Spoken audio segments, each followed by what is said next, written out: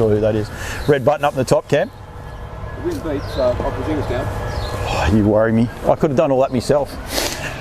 Just needed to wait some. James Jennings here, NZB. What is your official title, James? I'm a director of the company and I run the operations, so a bit like a COO. COO. We've got the big boss over the side there. He's overseeing it, but he wasn't keen on coming on. But weanling sale tomorrow starts Monday, 12 o'clock. Yes. A lot of excitement about it. You can actually start to get a few Aussies coming back over here, which would be excitable for you guys. Oh, look, it's terrific. You know, firstly, to have horses back on the property after a COVID year. And to have the Trans-Tasman bubble open, which is oh so important. It's great, and you know, we've already had some Australian clients arrive and they were here, started their inspections early yesterday, so if that's a sign of what's to come, then it all augurs well. Mate. Weather can play a huge part in it, and it is a stunning day today. I just did an interview before with Stacey White there from Woodlands. Just a beautiful day. That's going to help actually for people to be able to come out on a day like today and have plenty of time to have a look at like this beautiful complex. It's just amazing. Yeah, thank you very much. Yeah, look, hey, it's a blue dome day today, which is great. So nice frosty start. You know you're alive when you wake up in the morning, and but it's just going to be a beautiful day. I think we're due to top out at about 20 degrees today. So as you can see, we're all in short sleeves and enjoying what we're doing. Can I just give one kickback to all the Australians sitting out there, and they say about how cold it gets here in New Zealand. They're all complaining. It got nothing on where I live, I can tell you that now. It is stunning weather, it is beautiful. You and I, we're not far off. We're going to do a bit of a podcast. We're going to do one a little bit different. We're going to walk around about this place. But the history that comes out of this venue, I recommend any person that comes to New Zealand, any racing person, whether it is sales time or not, to come out here and actually have a look at it, because there's so much history just walking around, looking at some of the signs. It's an amazing complex, isn't it? Yeah, thank you very much. Yeah, look, we still have clients that go to sales all around the world, and they still tell us that this is the best complex in the world to inspect and buy horses, and we take a lot out of that. We think it's fabulous, you know, that they consistently say how wonderful it is to come to Karaka and look at the horses and buy them here in this environment. Yeah, I just can't believe it. And in the setting I've got over that side there, it's you do it first class. NZB, predominantly I deal with NZB Standardbreds, but NZB are a big organisation. The Standardbred component of it is very key though to your whole operation, isn't it? Yeah, very much so. You know, we've been doing the Standardbred sales now for 3 years, and it's become a very vital part of the cog in our business format.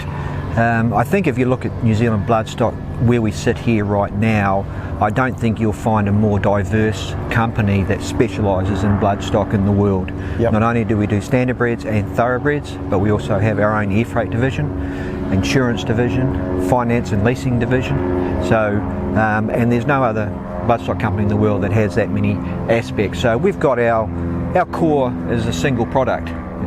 You know, it's our horse, and what makes our business is all the services that we provide around, you know, our clients and their horses. Coming from Australia, I've been to that many sales. I couldn't tell you how many I've been to, but the professionalism by the vendors here as well. We've got Alabar and Woodlands are your main two ones for this sale. I think they've got 60 something each going for this. The level that they go to, the professionalism, jackets, shirts, bannering, signage and all the rest, only gets led from one way, and that's obviously from you guys. You guys are very keen on that badging and getting that word out there and getting their own badging out there, I would imagine, as well. Yeah, well, I think once again, I think it's a package. You've got to represent and present your product to the level you expect that product to be. Yeah. So therefore, you know, you spend a lot of time and effort in preparing and grooming and getting the horses ready for the sale. You've got to put the same time and effort into your areas where you are, keeping your stables clean, keeping your staff, you know, presented in their parade uniforms, you know, and that level of professionalism then just radiates. Yeah. You know, and you see the gains coming from it, because when you're in that mode, the horses lift as well, and then you start to present the product in the way they should be done. And then that's the flow-on effect of the purchasers. When they come here, I want to be a part of this. I want to say I bought a horse from Karaka. So I would imagine it's this big flow-on effect that you may not have thought of. But you know, I'd get shot for saying this. If she watches, I'm in all sorts of trouble. I want to buy a horse here. It sort of has that feel about it, doesn't it? Yeah, very much so. You know. Don't worry, Marie, I'm joking. Hey, Marie, I won't tell on him. So, but we've got a couple of deals jacked up. You know, yeah, look, once again, I think specifically with the harness racing, when you look at our breed, our athletes, they are the best. Yep. When you look at them statistically and how they perform both here in New Zealand and Australia and further afield, we've got an incredible breed. I'd go as far as saying we're potentially the best breed in the world. All things considered, when you have a look at these wonderful athletes, and it's such a privilege to be entrusted with the job of selling them. And with that excitement comes the adrenaline, and we go and catch the adrenaline by making our buyers put their hands up. Starts tomorrow, the weanling sale, Monday the 3rd of May, about 12 o'clock I believe, if I'm correct. You've got a couple of parades going on today, which will they be recorded and put up onto your website? No, they won't. So it's not an official parade. Yep. They are what they call stable parades, and they're just parades that the studs themselves have chose to put on. Yep. So it's a public parade. The idea is to try and entice people to come on site to start your inspections early, and it's basically where the studs are presenting their entire draft in one hit. So you've got Woodland starting at 1 o'clock today, and then you've got Alabar doing at 2:30. And the idea is for people to come down and have a look. Campbell's Comments, they might have to come back next year. I could actually live stream those back. But, that'd be nice. I'll talk to the managers, absolutely. and we'll get that. Andrew ran off. I know he took off very, very quickly with that one. But I do like that. Nutrien, I did a sale, they actually put theirs live out. You just got to keep evolving, and that's one thing you guys do. We do that for the yearling sales. Yep. And that's because we've got 430 yearlings to go through, and it certainly helps to permit it. But I think if you go back and have a look at the content that we've already got online, there's over 1,000 photos and videos already online. So a lot of people have already been through and digested that information, had a look at the conformational shots, they've had a look at the videos. It's these parades here today have just been done at the vendor's volition. They've just chosen to do it. So and once again, I think that's a mark of professionalism as well. So if they put those weanlings through a bit of a structured parade today, it certainly gives them a bit of education of what they're going to experience tomorrow. And the two big studs getting together as well, saying you do yours at 1, we'll do ours at 2:30.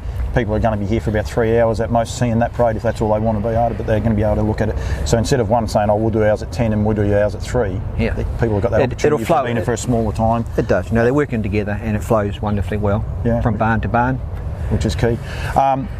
You have also got a thoroughbred sale in about a fortnight's time, I believe, as well. Weanling sale. Yeah, correct. So that's the time of the year, of the season. Like every agricultural type of company, you have the times in the year where the stock get presented. So yes, we've got the thoroughbred weanling sale on the 14th of May. And anyone looking at coming to the yearling sales, if they're watching this, want to come to the yearling sales next year, hopefully the Hilton will be finished. And it is seriously the Hilton, like some people say, the Hilton, and it's just another motel. But this is actually going to be a badged Hilton motel, which will only add to it that people are going to be able to jump off a plane, about a 15-minute drive here, stay in the motel, and that's it. Yeah, we're seriously excited. Seriously excited. So 122 rooms. It's part of their Doubletree brand, which is 4.5 stars. So we've got bar, restaurant, lobby, swimming pool, gym. We've got 122 rooms managed by the Hilton Company Group, which of course is a legendary hotel management company, as we all know. So, and our general manager, who's going to be running the hotel, just arrived in New Zealand on last weekend. So he's already on the ground starting the pre-opening procedures. But the exciting part about that is it's actually an NZB project. It's going to be badged as a Hilton, but it's effectively you guys' motel, isn't it? Yeah, that's correct. And I think that's one thing that's super exciting about it, is that you've got this motel now, and it's hotel, mate. Hotel. But it just adds to that next level, because as I say, you can enjoy this place. See, the cafe underneath here will be open as well. If they don't want to stay there, they can just walk over here and see the horses and be able to witness them. It's just a great way of being able to come out and experience something very, very unique and all around racing people. Oh, look, it's very unique. With the hotel now, we're on 40 acres here. As you've been alluding to, park-like grounds. Specifically around the yearling sales, there's a lot of hospitality that goes on. So, you'll be able to see all that hospitality come together, all on the one site, and it just makes it so much easier for our buyers and our clients just to be here and get enthused about buying their horses. Who do I have to see about getting a penthouse suite next year? Or sweet talk Andrew, or got no chance. We'll see how you go. James, thank you very much. Please tune into the podcast, because I walked around with him yesterday, and it was just breathtaking, the history that he actually says. We're actually going to do it a little bit different. We are actually going to walk around the complex and record it at the same time. So thank you very much for your time, mate, and the hospitality that NZB have shown me. I must say it's been brilliant, and I think what you guys are doing here is sensational. Thanks, Paul. It's been a pleasure, and we love your work, mate. You're doing great work. Thank you very much. Cheers, mate.